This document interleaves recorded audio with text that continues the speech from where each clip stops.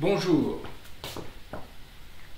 je voulais juste vous présenter aujourd'hui le fondement du fonctionnement psychique.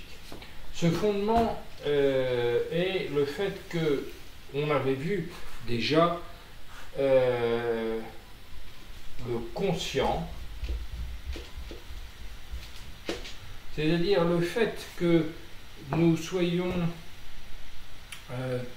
avec nos 5 sens, capable de percevoir en entrée, avec les 5 sens, le toucher, l'ouïe, l'odorat, etc., la réalité, entre guillemets, la réalité dans laquelle on vit. Cette réalité est interprétée par notre cerveau, qui reçoit toutes ces informations des sens que nous avons. Et c'est une interprétation,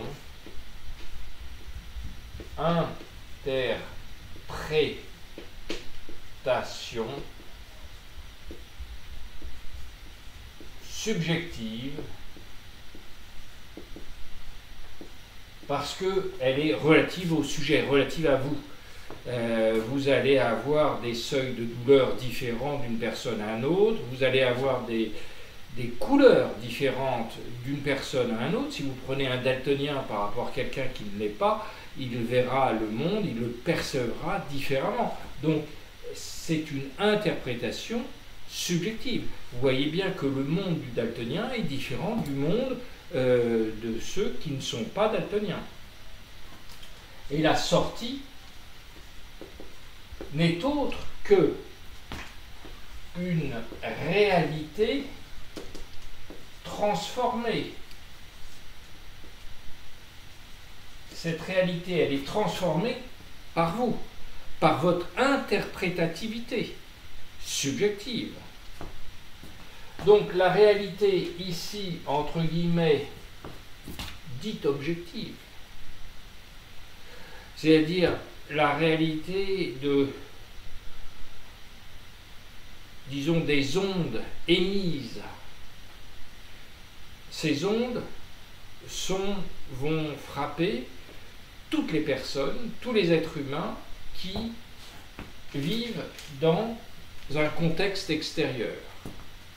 Donc, on va dire, ce sont des ondes un ensemble d'ondes, que ce soit de la chaleur, que ce soit des couleurs, que ce soit, ça sera des ondes qui vont toucher nos sens.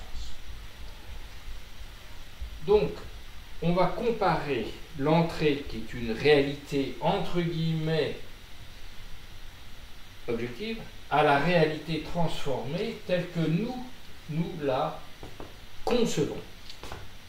Et le problème,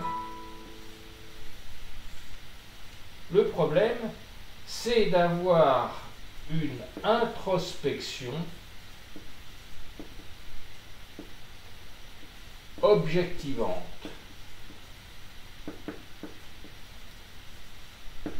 Objectivante, ça ne veut pas dire objectif, ça veut dire qui va rendre plus d'objectivité dans cette interprétation. Et donc, elle viendra corriger cette entrée. On ne peut corriger que si l'entrée et la sortie sont de même nature.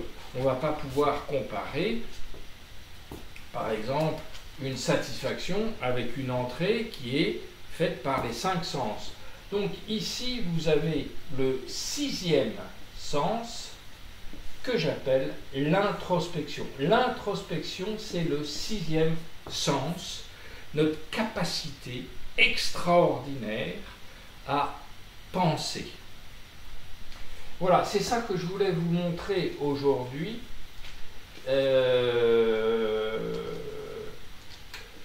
Pour vous montrer que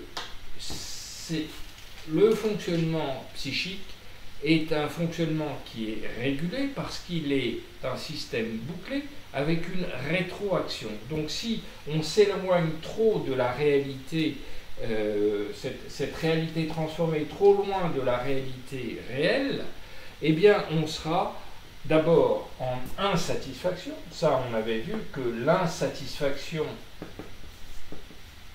n'est autre que la différence entre réalité physique, si vous voulez, et réalité transformée.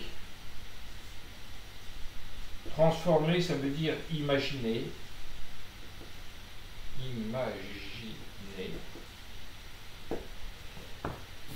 Ça veut dire évasion imaginative, rêvasserie en positif, en négatif, et imagination positive en côté positif. C'est-à-dire que l'insatisfaction, c'est la différence entre la réalité telle qu'elle est et la réalité telle qu'on croit qu'elle est, ou telle qu'on voudrait qu'elle soit, ou telle qu'on essaye qu'elle soit. Donc voilà.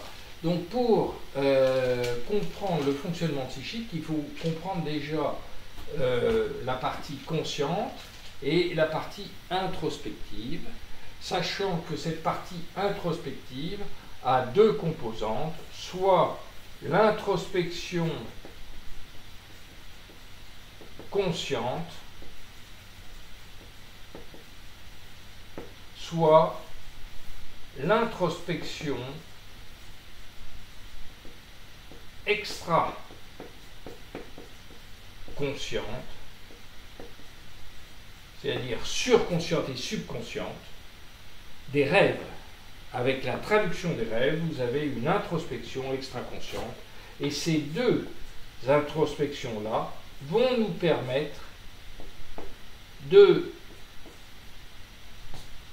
comprendre quelles sont nos erreurs. Parce que l'erreur vient d'ici, elle vient de cette interprétation, c'est l'erreur naturelle, c'est la culpe vitale, vient de l'interprétation parce que notre cerveau ne peut pas faire autrement que d'interpréter ce qu'il reçoit du monde extérieur comme impression. Et ça nous donnera donc une différence entre l'entrée et la sortie. Cette différence est le degré d'insatisfaction, et le but de la vie n'est autre que de réduire cette insatisfaction en faisant coïncider le mieux possible nos souhaits avec la réalité du monde dans lequel on vit, c'est-à-dire de nous adapter au monde tel qu'il est. Changer le changeable et accepter l'inchangeable. C'est très facile à dire, mais c'est le résumé, c'est exactement, je ne peux rien ajouter. Mais est-ce qu'on le comprend réellement, ce que ça veut dire? D'où ça vient, changer le changeable et accepter l'inchangeable? Ça vient de ça vient de cette interprétativité subjective qui est compensée normalement par une introspection objectivante. Je dis introspection objectivante parce que la plupart du temps, quand vous ne connaissez pas l'introspection, vous avez une introspection morbide, négative. Cette introspection morbide va amplifier négativement votre interprétativité. Si vous ne comprenez pas que cette interprétativité vient de vous, alors vous allez trouver des justifications en permanence. Et les justifications, c'est pour masquer cette erreur naturelle que vous faites. Voilà, je vous remercie et je vous dis à bientôt.